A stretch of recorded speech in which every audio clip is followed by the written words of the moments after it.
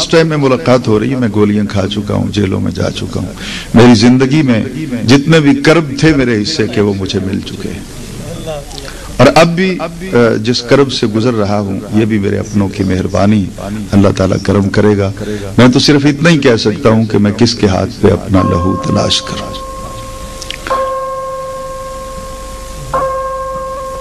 اب حضور والا جس بات کی طرف میں آپ کا دھیان چاہتا ہوں، حضرت صالح علیہ السلام، ان کے پاس ان لوگوں نے آ کے یہ کویسچن کیا، ان کا جی سامنے پہاڑ ہے، اس کی چٹان میں سے آپ ہمیں اونٹنی پیدا کر کے دکھا دیں، یہ عقدہ لا ینحل، یہ ایسا کویسچن ہے جو حل نہیں ہو سکتا۔ قرآن پاک میں ایسے نظائر موجود ہیں۔ سوال یہ ہوا کہ کیا کافر جنت میں جائیں گے؟ تو اللہ تعالیٰ ڈائریکٹ جواب دے دیتا کہ نہیں، لیکن اللہ تعالیٰ نے فرمایا کہ لا يدخلون الجنت حتی یلج الجمل فی سم الخیاط، لا يدخلون، نہیں داخل ہوں گے وہ الجنت، جنت میں، حتی جب تک کہ یلج گزر نہ جائے، الجمل اونٹ، فی سم الخیاط، سوئی کے سوراخ میں سے جب تک اونٹ نہ گزرے اس وقت تک یہ جنت میں نہیں جا سکتے۔ تو بات واضح ہو گئی، نہ سوئی کے سوراخ سے اونٹ گزرے گا، نہ نبی کا دشمن جنت میں جائے گا۔ ایسے اور بھی نظائر قرآن پاک میں ہیں، لیکن یہ میرا کلاس روم نہیں ہے، میں نے بالکل سادہ بات کرنی ہے۔ یہی انہوں نے کیا، انہوں نے کہا جی کہ اس پتھر میں سے اونٹنی پیدا کر کے دکھا دیں۔ اب ظاہر ہے کہ پتھر کی جنس اور ہے، جس کا مطالبہ وہ کر رہے ہیں اس کی جنس اور ہے۔ اللہ کے نبی نے اپنے رب کے حضور ہاتھ اٹھائے۔ ہمارا قطعاً یہ دعویٰ نہیں ہے کہ نبی بھی ذات کچھ کر سکتا ہے، پنچایت ہے، سالس بھی آ کے بیٹھ گئے ہیں، چودھری بھی آ کے بیٹھ گئے ہیں، مدعی مدعا علیہ بھی آ گئے۔ اب چند سالس بیٹھتے ہی مدعی پہ ناراض ہونا شروع ہو جاتے ہیں، پہلے اس کا دعویٰ تو سن لو، وہ کہتا کیا ہے۔ تم نے تو خام خواہ اپنی انا کو سامنے لے آئے ہو نا، پہلے اس کا دعویٰ سنو، کیا وہ اپنے دعوے کو ثابت بھی کر سکتا ہے یا کہ نہیں؟ البینۃ علی المدعی والیمین علی من انکر، او کما قال علیہ الصلوۃ والسلام۔ مدعی گواہ پیش کرے گا، نہیں کر سکتا تو مدعا علیہ جو ہے وہ قسم اٹھا لے گا۔ اب یہ آج کل کی پنچایت ہے نا، یہ آج کل تو مرضی ہے نا سالس، وہ چاہے تو مدعی سے قسم لے لے۔ قانون جو اپنا ہے، ہم نے تو نہیں دیکھنا نا کہ لا کیا ہے، اللہ کیا کہتا ہے، اس کے رسول صلی اللہ علیہ وسلم کیا کہتے ہیں، ہم تو بس جس کے گلے میں فٹ آتی ہے پھانسی، ٹھیک ہے، تختہ دار پہ کھینچ دے اسے۔ تو پہلے آپ مدعی کو سن لیں، ہمارے دعوے کو تو پہلے سن لیں کہ ہمارا دعویٰ کیا ہے۔ ہمارا دعویٰ یہ ہے کہ نبی ہوں یا ولی، بذات خود کچھ نہیں کر سکتے، ان کے پاس جتنی بھی اتھارٹی ہے وہ اللہ کی عطا کی ہوئی ہے۔ یہاں میں صرف ایک نظیر پیش کروں گا، ابابیلوں نے ہاتھی مار دیے، بول گئے اونچی آواز سے بولی، ہاتھی کے اوپر جو سپاہی تھا اس کو بھی مار دیا۔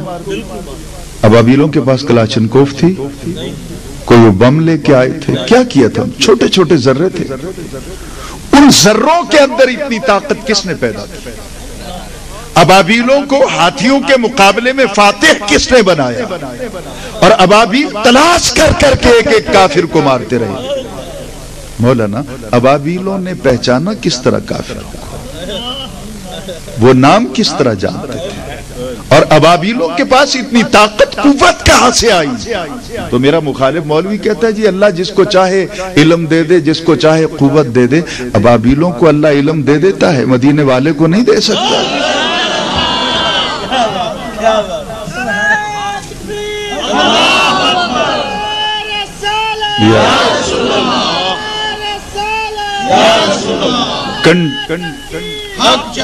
کنٹرولنگ اتھارٹی جو ہے وہ اللہ تعالیٰ کے پاس ہے، اب وہ آگے چاہتا ہے عطا کرتا ہے، دیتا ہے۔ انشاءاللہ رات بھی اپنی ہے، بات بھی اپنی ہے، چلیں گے ہم، دیکھیں گے آگے قرآن پاک سے نظائر دیکھیں گے۔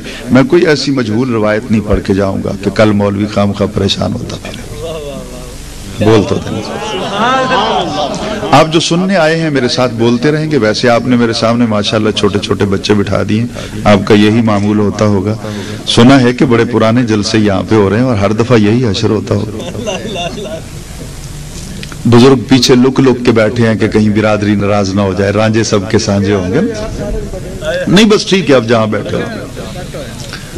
وہ جیسے وارث شاہ صاحب نے کہا نا, جو انہوں کدی نہیں ماہی ملدا جڑا ہوئے دوہاں تیراں دا سانجا, اکو پاسا رکھ لے ہیرے یا کھیڑے یا رانجا. اب ذرا غور کیجئے گا حضور والا, جو بات میں کر رہا تھا کہ خلاق عالم ہی عطا کرتا ہے.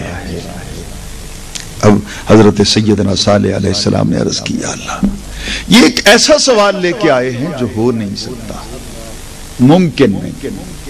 تو خلاق عالم نے کہا تمہارے لیے, لوگوں کے لیے ممکن نہیں ہے, میں تو قادر مطلق ہوں.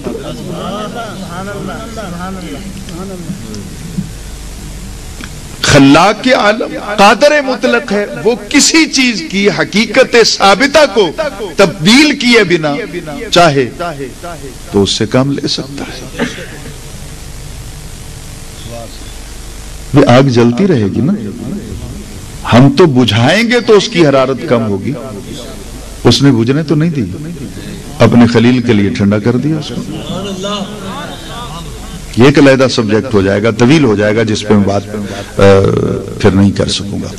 تو کہا میرے لیے تو کچھ بھی ناممکن نہیں ہے. تو اس طرح ہے کہ میری ایک شرط ہے. نہیں بیٹا ادھر نہیں کچھ کرنا, بالکل پیچھے چلے جائیں ادھر. آپ ویڈیو بنوا لیں بے شک اپنی, لیکن پیچھے چلے جائیں, ادھر نہیں آپ نے کچھ کرنا. جی تو میں عرض کر رہا تھا, توجہ ہے جی, بول دیں اونچی آواز سے, اور اونچی آواز سے بول دیں, کچھ نہیں ہوتا, بے فکر ہو کے بولیں. میں بالکل ہاسپٹل سے سیدھا یہاں پہ آیا, بہاولپور وکٹوریا رات میں وہاں تھا. صبح میں تقریباً 10:45 پہ وہاں سے فارغ ہوا ہوں اور سیدھا آپ کے پاس آ گیا. اب ذرا توجہ سے میری بات کو سنیے گا کہ خلاق عالم نے کہا کہ اے میرے پیارے نبی صلی اللہ علیہ وسلم, آپ ایک کام کیجئے, اونٹنی میں پیدا کر دیتا ہوں. یا اللہ وہ کیا ہے؟ میں تو بندوں کی شرط پوری نہیں کر سکتا, تو خالق و مالک ہو کے کوئی حکم لگائے گا, میں کیسے پورا کروں؟ کہا نہیں, میں جو کہوں گا اس میں بھی تیری عزت, تیری عظمت کو اجاگر کروں گا. پوچھا کس طرح؟ کہا اس طرح کیجئے, چٹان میں سے اونٹنی میں نکالتا ہوں, لیکن چٹان کا انتخاب میں نہیں کروں گا, انتخاب تیرا ہوگا. آپ جس پتھر کی طرف اشارہ کر دیں گے اونٹنی میں پیدا کر دیں. وہ پتھر بلیک کلر کا ہو, وائٹ ہو, ریڈ ہو, یلو ہو, گرین کلر کا ہو, مجھے اس سے کوئی غرض نہیں. اس کے اندر کیمیکلز کون سے پائے جاتے ہیں, مجھے اس سے بھی کوئی غرض نہیں. میں اعلیٰ کل شیء قدیر ہوں, لیکن شرط یہ ہے کہ آج میں نے پتھر کو یہ شرف دینا ہے کہ وہ جن سے غیر کو پیدا کرے گا, حالانکہ پتھر بچے دیتا ہی نہیں. میں نے اس کے لا آف نیچر کو تبدیل کرنا ہے. میں نے پتھر کے اندر نہ گروتھ کا سسٹم بنایا, یہ بڑھتا نہیں ہے, یہ جتنا ہے اتنا ہی ہے. آپ پتھر کو لا کے رکھ دینا جی کر, آپ روزانہ اسے کیمیکل لگائیں, کھاد دیں, گھی ڈالیں اس پہ, دودھ ڈالیں اس پہ, اتنا ہی رہے گا جتنے عرصے کے بعد. اور اتنا بے عقل ہے کہ آپ اسے 1 برس دودھ میں رکھیں, روزانہ اس کو صاف کریں. اتنا بے عقل ہے یہ پتھر کہ جب بھی یہ دشمن کے ہاتھ میں آئے گا وہ آپ کے سر پہ مار دے گا. اس نے نہیں سوچنا کہ میں نے کس کا کھایا ہے. نہیں سمجھے میری بات؟ کچھ دنوں تک بات آپ کی سمجھ میں اب بات کو سمجھیے گا حضور والا, اس کے اندر عقل بھی نہیں پائی جاتی, بے عقل ہے. اور بچے بھی نہیں دیتے. ایک پتھر رکھ دیں, اوپر کپڑا ڈال دیں, 10 برس کے بعد کپڑا اٹھائیں گے, ایک ہی ہوگا, دوسرا نہیں ہوگا. بچے نہیں دیتے, گروتھ نہیں ہوتی, اس کی جنس آگے نہیں چلتی. تو خلاق عالم نے کہا آج جو کچھ میں نے اس کی تقدیر میں مقدر میں لکھا تھا, آج میں نے اس کا مقدر بدل رہا ہے. लॉ ऑफ नेचर को मैंने तब्दील करना है। कब? जब मेरे नबी तू इशारा करेगा। अगर साले अलैहिस्सलाम के एक इशारे से पत्थरों की नेचर तब्दील हो सकती है, तो ज़हरा के बाबा के इशारे से तेरी नेचर तब्दील नहीं हो सकती।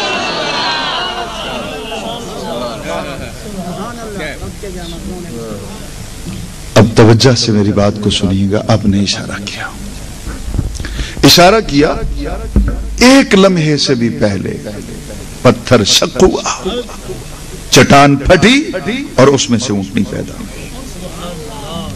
मौलवी साहब से पूछिए, पत्थर में से ऊंटनी पैदा हो सकती? ये उसकी जिन्स है? नहीं समझे मेरी बात।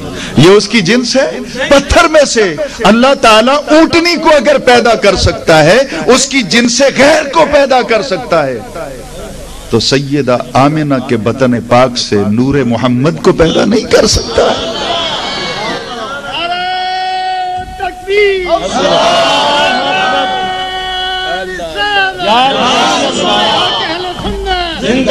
थोड़ा सा बात को आगे लेके चलेंगे। इस तरह के वो ऊंटनी पैदा हो गई। अब हुजूर, वो ऊंटनी जो है, दो रिवायतें हैं। यहाँ पे उलमा तशरीफ रखते हैं, अगर कहीं कोताही होगी तो मेरी इस्लाह फरमा देंगे।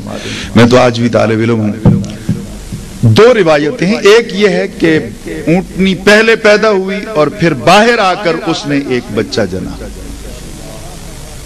कुछ मुफस्सरीन कराम की राय ये है, जिसमें इमाम मुजाहिद भी हैं, इमाम मुकातिल भी हैं, उनकी राय ये है कि ऊंटनी बच्चे समेत ही चट्टान में से बाहर आई।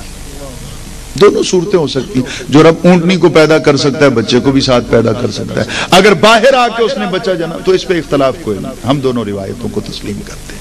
ये कुदरत है अल्लाह ताला की। लेकिन हुजूर हुआ क्या? खालिके कायनात ने इरशाद फरमाया कि जिस खेत के अंदर ये ऊंटनी चरने के लिए जाएगी, वहां कोई जानवर कदम नहीं रखेगा।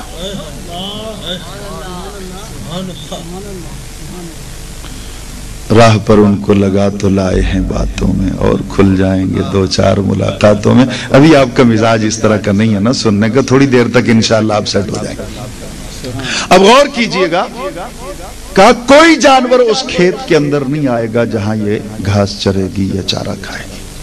और जिस दिन इसने पानी पीना है, जिस कुएं पे जाके ये पानी पिएगी, कोई जानवर कुएं के करीब नहीं आएगा।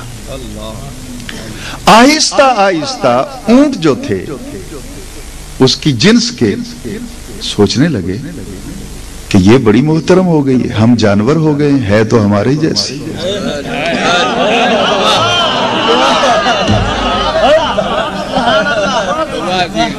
बात को समझिएगा जरा, है हमारे ही जैसी, हम जानवर। ऊंट देखे ना, पिंडलियां उनकी, पेट उनके, 2-4 दिन तक इंशाल्लाह आप समझेंगे। ऊंटों की पिंडलियां बड़ी होती हैं, उनके पेट भी बड़े बड़े होते हैं, गर्दनें भी मोटी मोटी होती हैं। ऊंट देखे होंगे आपने, तो ऊंट माशाल्लाह नहीं देखे तो अब थोड़ा सा गौर कीजिएगा। तो ऊंटों ने एक दिन अपनी असेंबली का इजलास बुलवा लिया, तहरीक इस्तेहकाक पेश कर दी कि हमारा तो हक मारा गया, है हमारे जैसा। लेकिन जिस कुएं पे आए हम जा नहीं सकते, हम जानवर हो गए। जिस खेत में आए हमारे लिए वो बाउंड्री लग जाती है, हम अंदर जा नहीं सकते, हम जानवर हो गए। तो खल्लाक के आलम ने उन जानवरों को समझाया कि अकल के अंधों, तुम अपने आने पे गौर करो और इसके आने को देखो। अपने आने को देखो, इसके आने को देखो। तुम्हारे आने का सोर्स कोई और है, इसके आने का जरिया कोई और है। जिसके इशारे पर आने वाला बेमिसाल है, इशारा करने वाला बेमिसाल नहीं हो सकता। नारे तकबीर, नारे रिसालत, हुजूर किबला शाह साहिब जिंदाबाद। बात को समझिएगा जरा, मैंने थोड़ा सा आगे चला। तो खल्लाक के आलम ने उसको एक और भी सिफत अता की, उसके थनों में दूध इतना, उस पूरे इलाके के लोग बर्तन लाएं, भर के ले जाएं, पेट भर के ले जाएं, घरों में जाके स्टोर कर लें, सारा दिन दूध उसका निकालते रहें, बर्तन भर जाते, उसके थन खाली नहीं होते। ये दूध कहां से मिला? ऊंटनी से। ऊंटनी कहां से आई? पत्थर से। पत्थर में से क्यों निकली? नबी ने इशारा किया, जिसके इशारों पे आने वाली दूध की इतनी खैरात बात रही है, बल्कि मैं तो यूं डायरेक्ट ही कहूंगा कि जिसके इशारे की खैरात इतनी है कि कोई खत्म नहीं कर सकता, जब वो किसी को दिल खोल के खैरात देता होगा।